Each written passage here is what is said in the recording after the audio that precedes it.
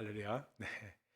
제가 어제 잠깐 수술을 해서 마취를 했기 때문에 이게 또 목이 잘 또 칼칼해가지고 오늘 장로님께 부탁을 드렸어요. 아, 목소리가 잘 안 나오더라도 여러분들 용서해 주시길 부탁드립니다. 아, 여러분 오늘 말씀 가운데 아주 중요한 말씀이 기가 막힌 말씀이 7절의 말씀입니다. 우리 한번 같이 한번 또 암송하는 마음으로 읽어볼까요? 7절입니다. 시작. 그는 육체에 계실 때에 자기를 죽음에서 능히 구원하실 이에게 심한 통곡과 눈물로 간구와 소원을 올렸고 그의 경건하심으로 말미암아 들으심을 얻었느니라. 아멘. 두 가지를 가르쳐주고 있어요. 두 가지를. 많은 걸 가르치지만 그 중에 우리가 핵심적으로 뽑아야 될 말씀은 기도. 정말 그분께서 통곡과 눈물로 간구와 소원을 드리는 기도. 이걸 배워야 되고, 두 번째는 경건하심으로 말미암아 because of his reverent submission이라고 그 영어 성경에는 표현되어 있어요. perfect submission이라는 표현입니다. 온전한 순종으로 말미암아 기도의 응답을 얻었다 이런 뜻입니다. 기도의 응답을. 그러니까 우리가 두 가지 배워야 될 게 뭐냐면 첫 번째는 기도를 어떻게 할 것인가 하는 문제를 배워야 되고 주님의 모습으로부터 두 번째는 어떻게 순종을 배울 것인가 주님의 순종은 어떤 거였는가 하는 것을 오늘 말씀 가운데 깊이 묵상을 해야만 한다는 것입니다. 여러분 오늘 말씀 가운데 그가 육체에 계실 때라고 말씀합니다. 육체에 계실 때 그 얘기는 오늘 이 말씀은 짝으로 주신 말씀이 그래서 성경학자들 가운데 논란이 있는 게 히브리서가 누가 쓴 거냐 하는 것 갖고 논란이 있습니다. 그런데 어떤 분은 아주 보수적인 분들은 뭐라고 이야기하면 사도 바울이 쓴 거다 하고 얘기합니다. 보수적인 분들이죠. 또 좀 자유주의 신학자들은 아니다. 이건 저자 미상이다.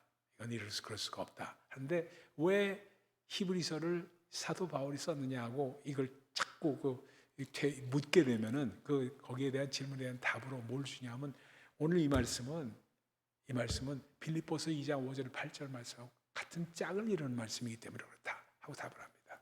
한번 우리 빌립보서 2장 5절 우리 잘 아는 말씀이지만 한번 볼까요? 빌립보서 2장 5절로 빌립보서 2장 5절로 8절 말씀. 우리가 잘 아는 말씀이죠. 우리 지난번에 했던 말씀인데 같이 한번 읽어보겠습니다. 시작. 너희 안에 이 마음을 품으라. 곧 그리스도 예수의 마음이니 그는 근본 하나님의 본체시나 하나님과 동등됨을 취할 것으로 여기지 아니하시고 오히려 자기를 비워 종의 형체를 가지사 사람들과 같이 되셨고 사람의 모양으로 나타나사 자기를 낮추시고 죽기까지 복종하셨으니 곧 십자가에 죽으시무라. 아멘. 빌립보서는 누구도 하는 거 없이 사도 바울이 쓴 서신이라고 이제 공통적으로 받아들입니다. 그러다 보니까 빌립보서의 이 말씀하고 히브리서의 말씀이 짝을 이룬다. 육체에 계실 때 그는 하나님의 본체이시지만 하나님과 동등됨을 취하지 않고 종의 형상을 입어 육신을 입어 이 땅에 오셨다는 것이 육체에 있을 때라는 말로 딱 그걸 얘기를 하고 있습니다. 그러니까 그렇게 육체에 있을 때 자기를 죽음에서 능히 구원하실 이 전능하신 하나님. 그러니까 이거는 하나님이신 우리 주님께서 육신의 모양으로 우리와 같이 똑같은 사람이 돼서 그 똑같은 채널을 우리에게 보여주신 것이다. 그래서 이 땅에 계실 때 죽음에서 능히 구원하실 그분에게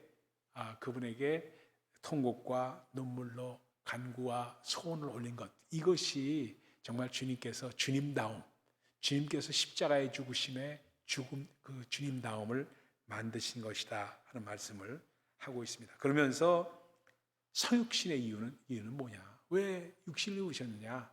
결국 십자가의 죽으심 때문이다.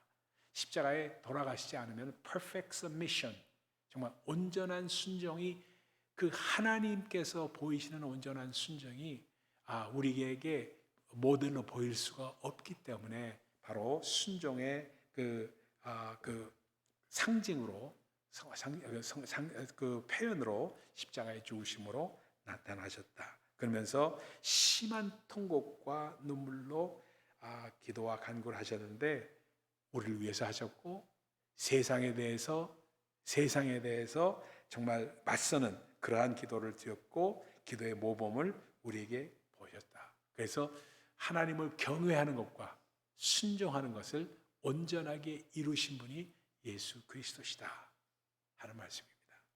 자, 그렇다면은 우리가 정말로 배워야 될 것이 그렇습니다. 우선 기도, 통곡과 눈물로 간구와 소원을 주님 앞에 올리는 그런 기도는 과연 어떤 것인가? 과연 어떤 것인가? 우리가 어떻게 그것을 배워야 되는가? 어떻게 우리 삶 가운데 이룰 수가 있는가? 예가 있습니다. 한국의 배구 선수 중에 한성정 선수라는 사람이 있습니다. 여러분 잘 모르실 테니까 한성정 선수라는 사람이 있어요. 이 사람이 배구 선수 때 키가 195cm예요. 그러니까 2m가 되는 선수니까 얼마나 크겠어요? 제가 우리가 이렇게 일반적인 사람들이 보면은 이게 자이언트지 뭐, 그렇죠? 195cm가 되는 한성정 선수가 있습니다. 근데 그 아버지가 어떤 135cm예요. 아들은 195인데 아들은 135cm예요.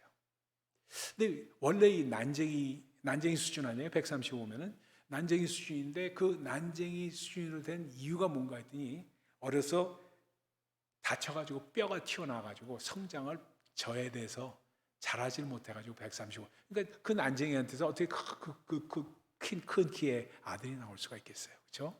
그러다 보니까 그렇게 나오다 보니까 이분이 키도 작고 이분이 뭐 저것도 없으니까 뭐 내세울 것도 없고 하니까 제대로 공부도 많이 못하고 하니까 뭘 했냐면 플러머 잡을 했습니다. 플러머라도 여기서 미국에서는 플러머들이 돈 많이 벌잖아요. 한국에서는 뭐 플러머들이 뭘 벌겠어요? 그러니까 맨날 물 만지는 잡이라 물을 만지니까 물을 평생을 물을 만지니까 어떻게 되냐면 물에 동상이 걸려가지고 동상 때문에 겨울에도 만지니까 동상에 걸려가지고 이 일을 못하게 될 정도로 그렇게 변하면서 하도 그 일을 하니까 아버지가 지문이 없어졌어요. 지문이 없어진다는 얘기는 하도 이게 달아가지고 지문이 없어진다는 얘기 아니에요. 그걸 아들이 보고 자랐어요. 애가 그 지문이 없는 아버지 그 손을 보면서 그걸 만지면서 자라면서 또 왜 그러냐면 이 아버지가 보통 신앙이 아니라서 자기가 내세울 곳이 없으니까 항상 통곡과 눈물로 기도한 거예요. 아들을 위해서. 통곡과 눈물로 정말 그 구할 것을 주님 앞에 아뢰는 이 기도를 바로 히브리서 5장 7절 오늘 암송 요절을 붙잡고 기도한 거예요. 그 기도하는 것을 얘가 보면서 배구 선수로 큰 거예요. 195cm의 한성정 선수로 큰 거예요.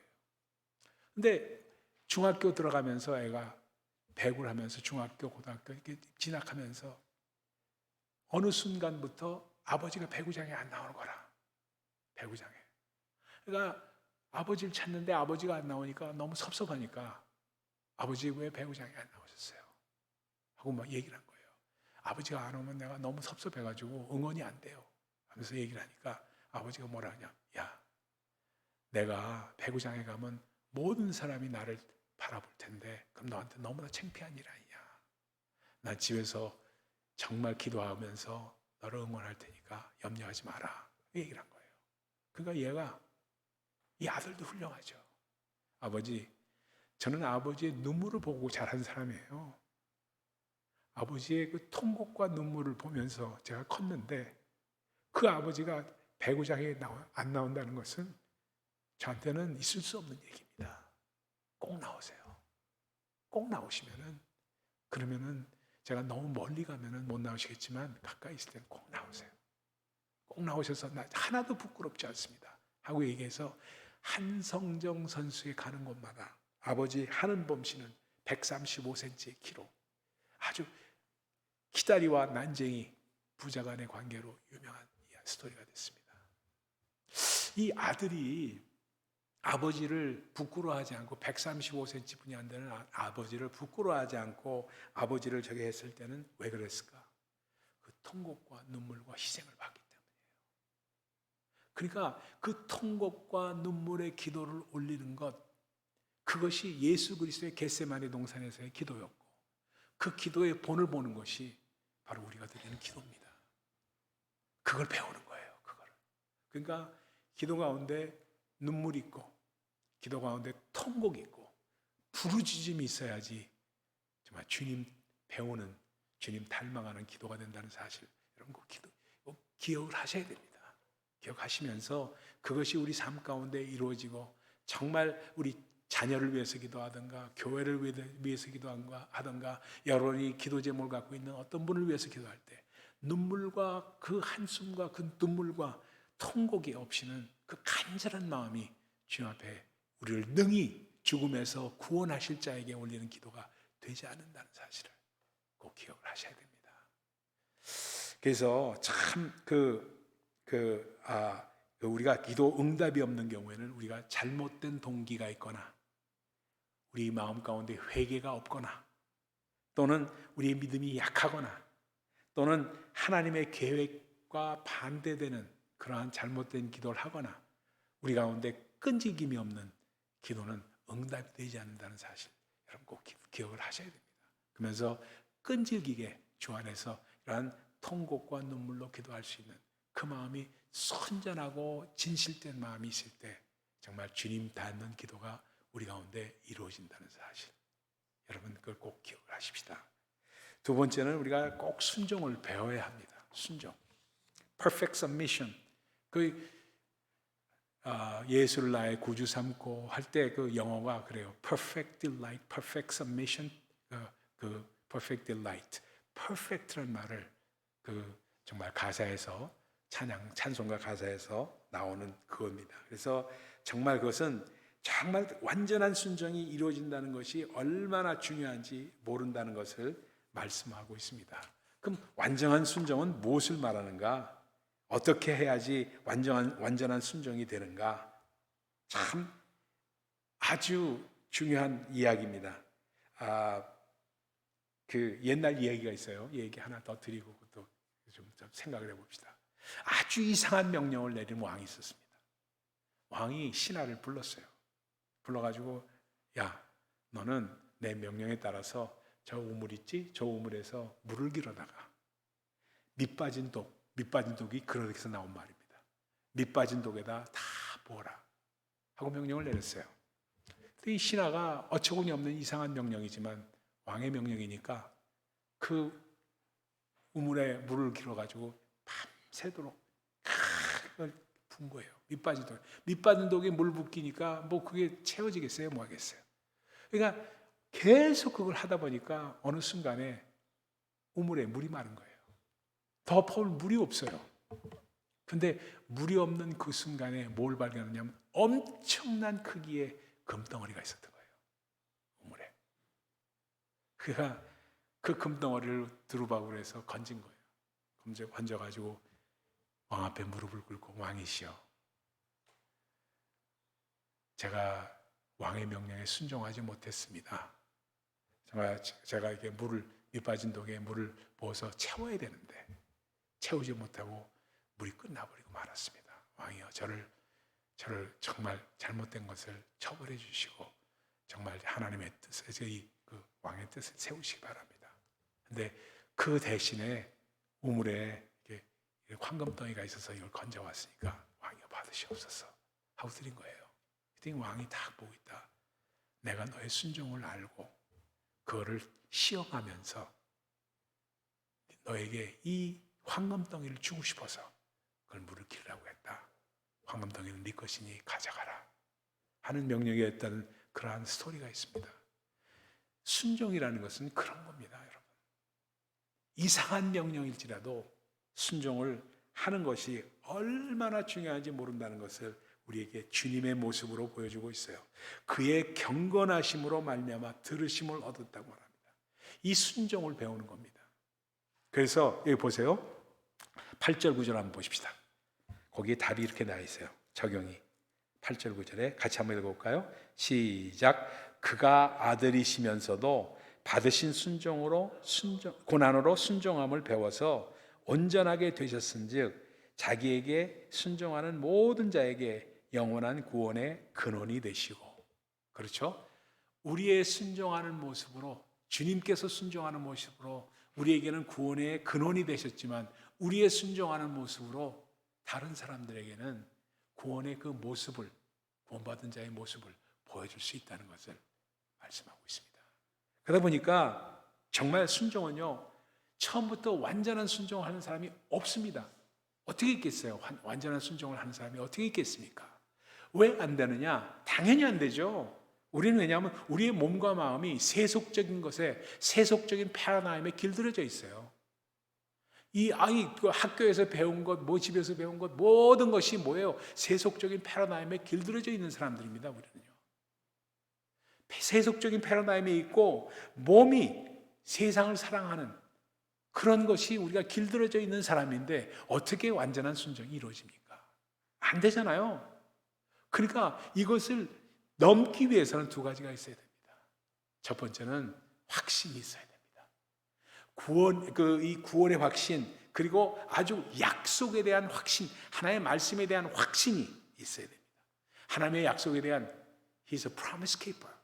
꼭 그 약속을 지키시는 자이심을 꼭 믿는 정말 그가 미쁘신 것을 그 아브라함도 말입니다.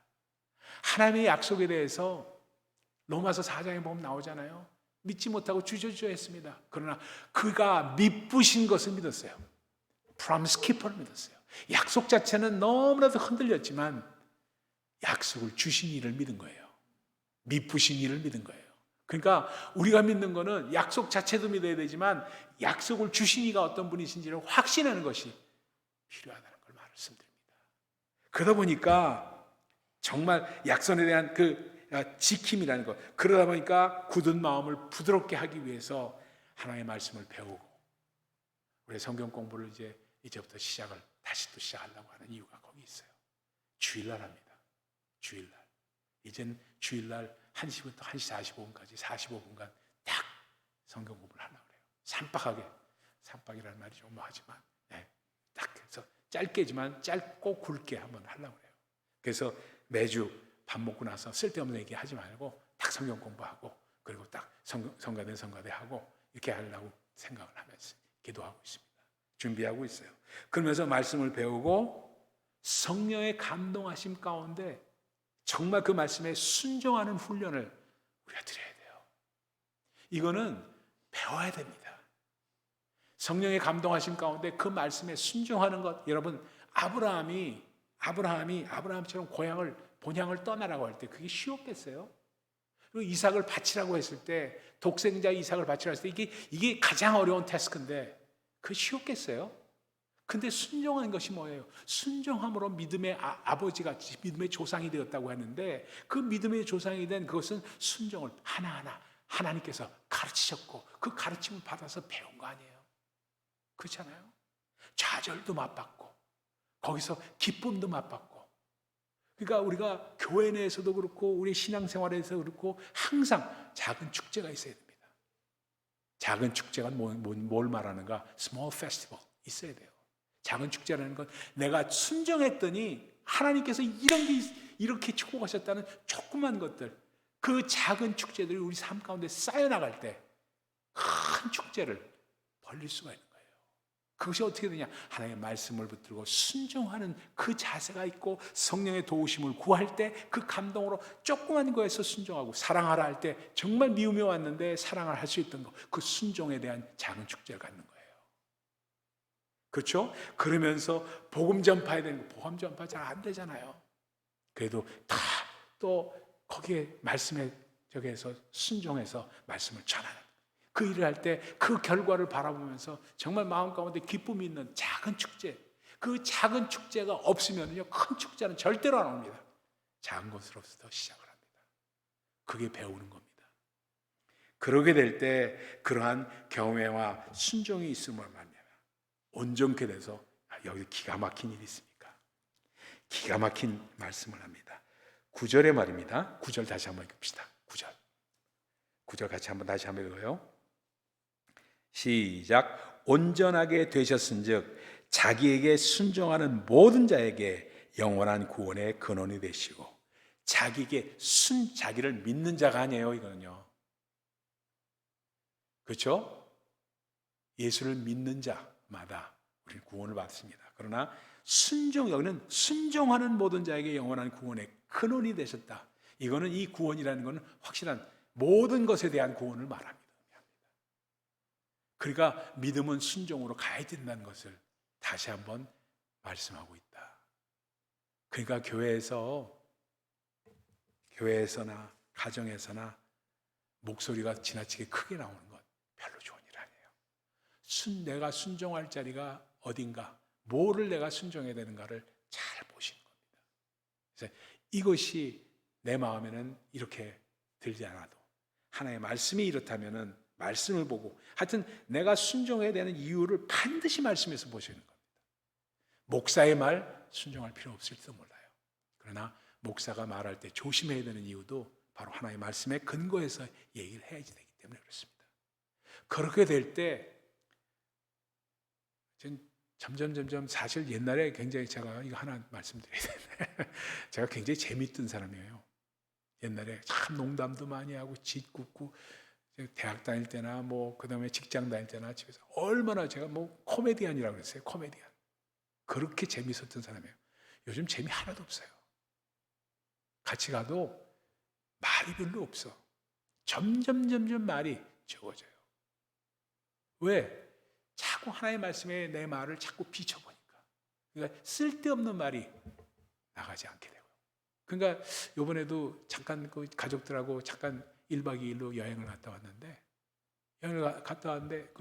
친지들하고 갔다 왔거든요. 갔다 왔는데 제가 말이 별로 없으니까 그냥 무서워하고 재미없어요. 세상 사는 건 좀 그렇잖아요. 재미있고 말도 좀 있어야 되는데, 그래서 제가 그걸 어떻게 회복을 해야 되겠구나 하는 생각도 없지 않아 했습니다, 사실은요. 그래서 어떻게 하면 그걸 회복할 수 있을까 하는 생각도 해봤어요. 그러나 아주 근본적인 것은 무엇이냐? 바로 하나님께서 우리에게 정말 분별보다도 순종. 여기 보세요. 자, 여기 보세요. 이게 어딨나? 여기 보세요. 14절 말씀 보세요. 기가 막힌 말이 나옵니다. 14절 말씀 같이 읽습니다. 시작. 단단한 음식은 장성한 자의 것이니 그들은 지각을 사용함으로 연단을 받아 선악을 분별하는 자이니라. 선악을 분별하면서 그 분별한 것에 대한 순종을 말씀을 하고 있습니다. 그래서 하나님의 말씀을 항상 분별하면서 주 안에서 그 말씀에 순종하는 자가 될 때 정말 고난으로 순종함을 배워서 순종하는 모든 자에게 영원한 구원의 반차가 되신 멜기세덱의 반찬의 그 반열에 들어간다는 것을 말씀하고 있습니다. 그래서 더 중요한 것은 분별보다도 순종이 더 중요합니다. 왜? 분별은 머릿속으로 생각하는 것이고 순종은 행함으로 나오는 거기 때문에. 그렇죠? 그러다 보니까 이 분별에는 잘 생각해야 되는 게, 우리의 이성이 지나치게 따르고 내 생각이 더 따르게 되다 보니까 항상 남보다 outsmart, smart의 out을 앞에다 붙이면은 남보다 더 똑똑해지려고, 남보다 더 똑똑해지고 싶은 그 마음입니다. 그걸 outsmart라고 해요. 그런 마음이 우리 가운데 경쟁심으로 오게 됩니다. 마지막으로 이 말씀드리고 오늘 말씀 마칩니다. 어느 군대에서요, 전쟁을 치르면서 지휘자 평가 회의가 있었답니다. 장교들이 다 모였어요. 그래서 제군들, 여러분 가운데 가장 엑셀런트한, 가장 훌륭한 그러한 엑셀런트한 장교가 누굽니까? 지휘관이 누구입니까? 하고 물어봤답니다. 탁 손을 들면서 이번에 순직한 어느 장군입니다 하고 얘기를 했어요. 그 사람은 정말 최전방에서 쳐면서 가면서 부하들을 몰고 가서 순직을 했습니다. 그 사람이 가장 엑셀런트합니다. 무공훈장을, 그 사람이 태극 무공훈장을 내려야 됩니다. 하고 이제 얘기를 했어요. 듣고 있던 그 지휘관이 아니요, 내 생각은 다릅니다. 아무리 최종 순간에 죽이려고 하더라도, 적군을 죽이려고 하더라도 퇴각 나팔이 불었을 때 그 퇴각 나팔에 순종하면서 그 순간을 모면하고 돌아온 제군들이 더 엑셀런트한 오피서입니다 하는 말을 했다는 겁니다. 그래서 눈물 흘리고 박수를 쳤다는 이야기입니다. 물론 순직한 자도 정말 중요한 거지만, 그러나 퇴각 나팔을 듣고 순종할 수 있는 용기도 중요하다는 것을 우리에게 말씀하고 있습니다. 오늘 배워야 될 것이 기도와 순종. 기도는 눈물로써, 통곡과 눈물로 올리는 기도, 마음을 담는 기도를 해야 된다는 겁니다. 두 번째는 순종은 말씀을 받고, 말씀을 듣고 성령의 감동하심을 받아서 그것을 행하면서 올려서 작은 축제를 우리 삶 가운데 이뤄나가자. 그럴 때 큰 축제를 우리가 할 수 있다.